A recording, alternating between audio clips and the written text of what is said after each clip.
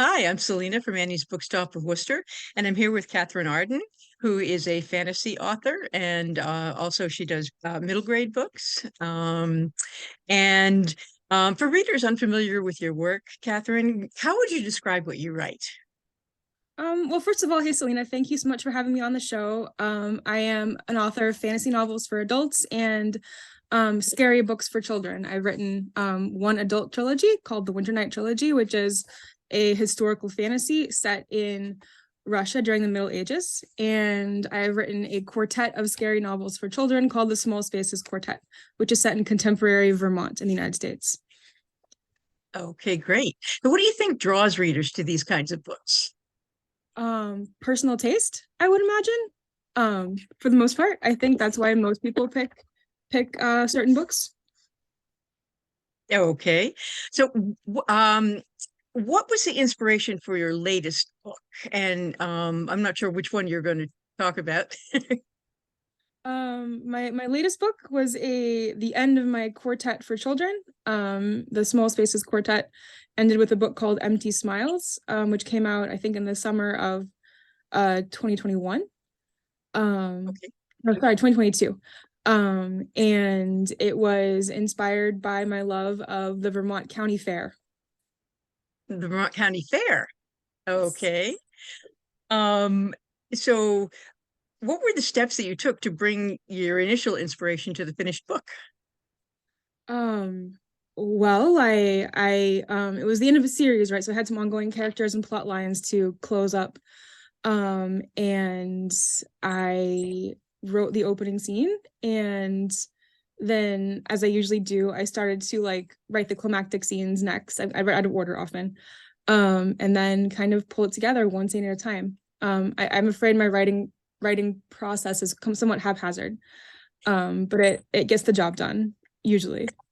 Okay, so what is your writing process? Are you a pantser or are you an outliner?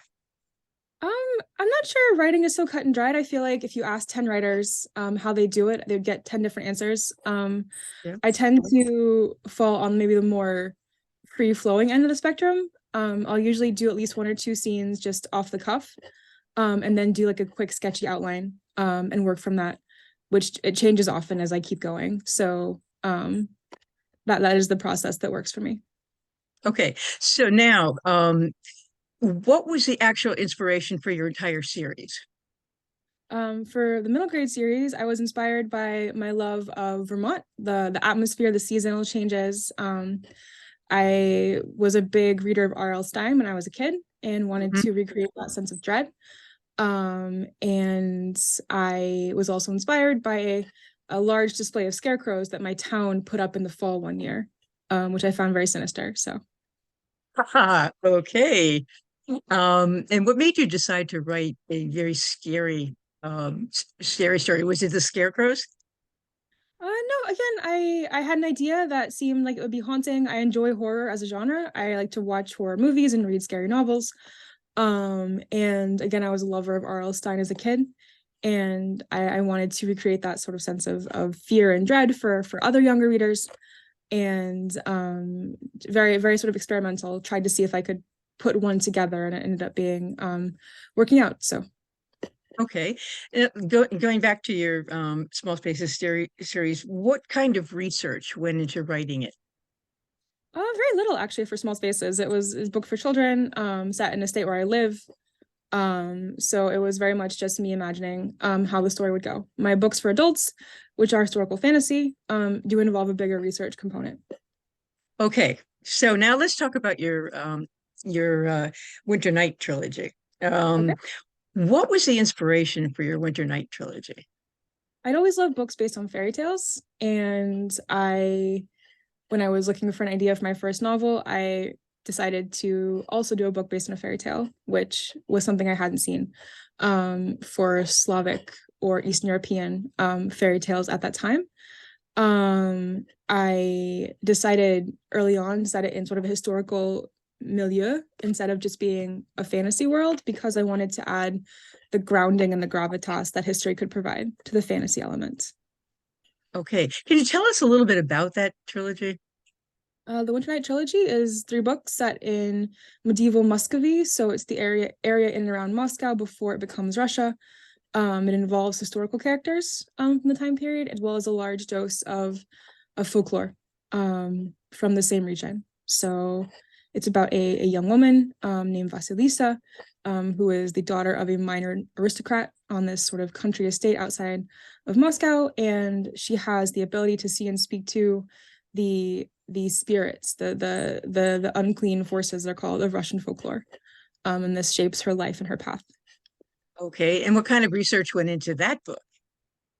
I mean, just the way you research any other topic, there were library visits, there were discussions with experts, there were sort of pirating articles on various places. There were books that I purchased as well. There was your basic internet research. I did a lot of like digging in with people from the SCA, the Society for Creative Anachronism, who are people who research sort of deeply into the sort of nuts and bolts, like clothes and food of different eras. So yeah, Okay. So what was your favorite research story my of any favorite of your, story, yeah, of any of your books? I don't know that I have a favorite research story. Um, Okay. I I feel like research is something I do enjoy getting to the end and writing a book from it, but I'm not like out there like enjoying my process of research. It's a lot of work. Okay. So what was the biggest challenge in writing and putting out the Small Spaces series? The small spaces books. I mean, I think it was the challenges you face with any kind of creative project. There's self-doubts, there's sort of challenges in how the story is going to work out. But it wasn't, I would say, a book that had outstanding challenges in any way. It was a fairly ordinary, straightforward writing process. Okay. Is there any other book that you wanted to mention? Books that I've enjoyed reading. No, that you're in the process of writing or I have a new book that is just finished, but it's not announced yet. It'll be announced, I'm sure, in the next few weeks and come out in January of next year. oh, wonderful. Okay. So that what else can we expect from you in the near future? So that book is the next one that'll be published. There's some other projects too that are either finished or in the works, but again, absent the official announcement, I'm not sure I should share on the show. Okay. All right. And I have some questions about you as a writer. What's Yeah, your of course. favorite part of being a writer on the whole writing and publishing process? My favorite part of being a writer as an occupation is the freedom it gives you to set your own schedule.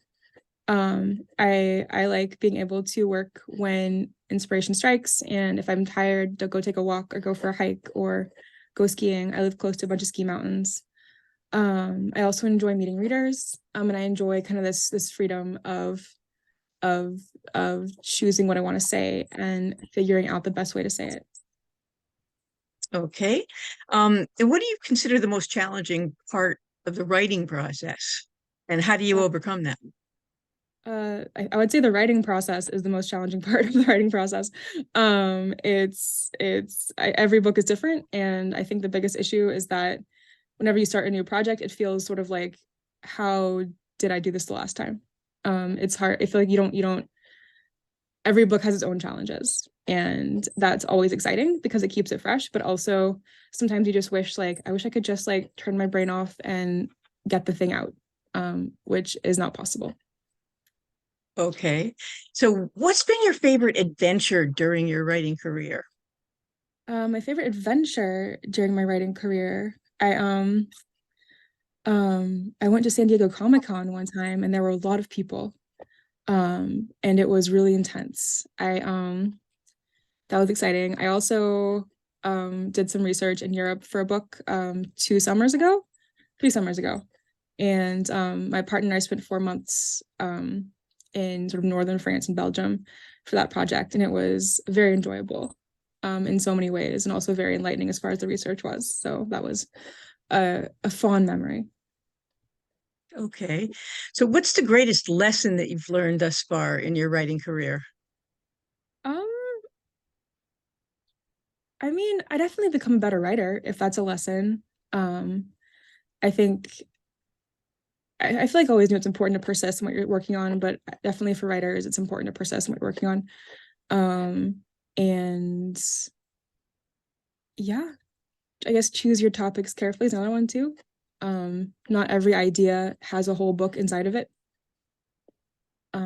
So I think I've learned some things. But again, it's a career that keeps you humble as far as what you've learned because it's always shifting.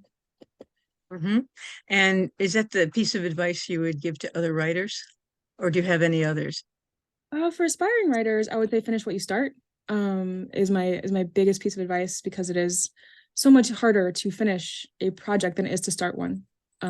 Beginning things is easy, finishing them can be very complex, and you don't learn as much when you don't finish. And so, I think it's important for young aspiring authors to persist in their projects and get them done, even if they don't think they're great or they're tired of them or they have a newer, better, shinier idea. Like it is important to for your learning process to finish what you start.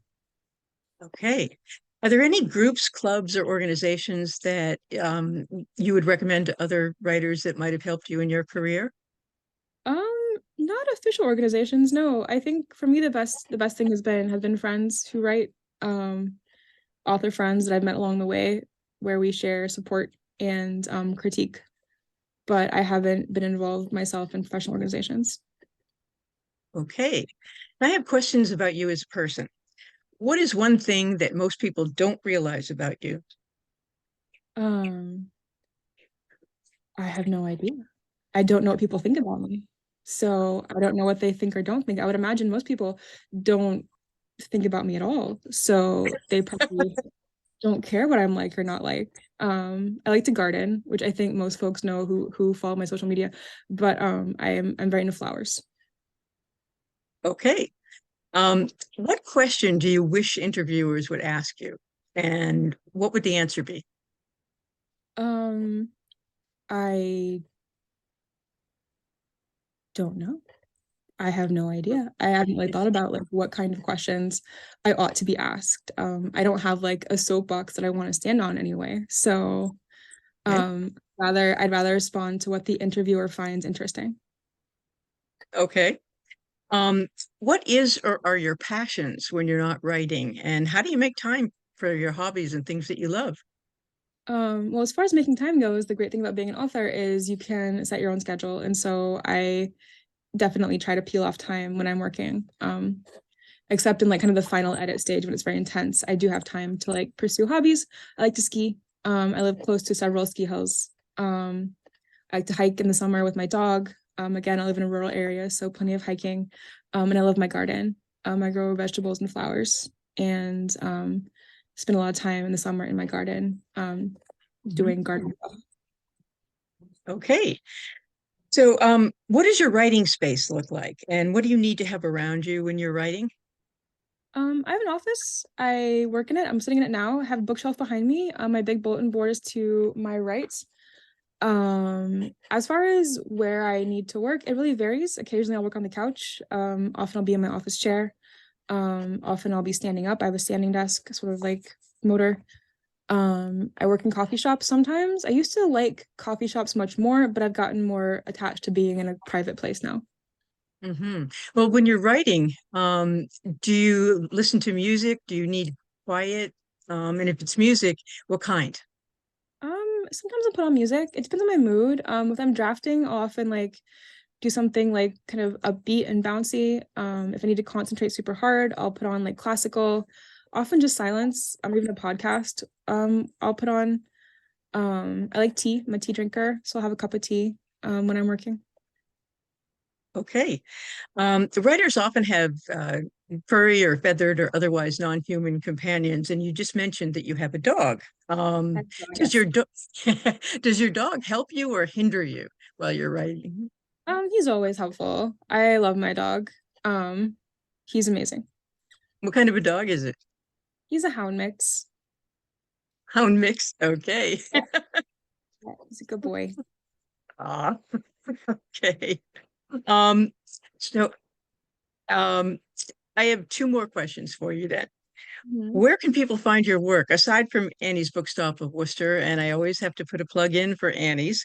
You Yeah. can you can get Catherine's books at Annie's if you call us at 508-796-5613, or you can email us at orders at anniesbooksworcester.com. And where else can people find your books? At any bookstore, they will likely be stocking it. If they haven't, they can easily order it for you. Or bookshop.org is a great place to order online as well. Okay. And now, how can we follow your work and share your awesomeness? You can follow on social media. I'm Arden_Catherine across all platforms. And yeah, updates are mostly on Instagram, I would say. Okay. Well, that's all I have for you. Thank you very So much, much. Katherine Arden. Thank you for being with us. Okay. Thank Definitely. Thank you. Thank you for having me.